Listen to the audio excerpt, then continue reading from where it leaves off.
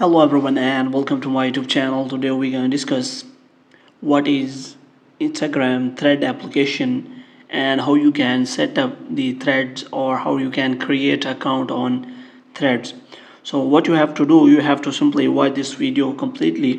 First of all, what you have to do, you have to simply open the Play Store or App Store on iOS devices, and you have to simply download and install that app, which is as Threads and Instagram app. Basically it is an app from the Instagram and Meta company, so that you can use it as a Twitter, which it can be used as the Twitter, which means you can share your thought on the threads. Now we'll tell you how you can set up your account on threads.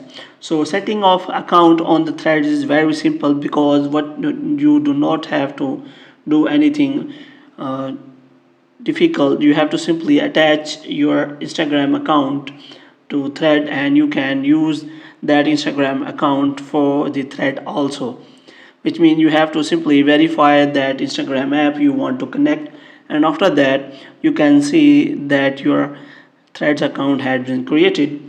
So you can also see the option of threads in your Instagram app, which is shown here. As you can see, in this way you can simply set up the threads application account without any problem.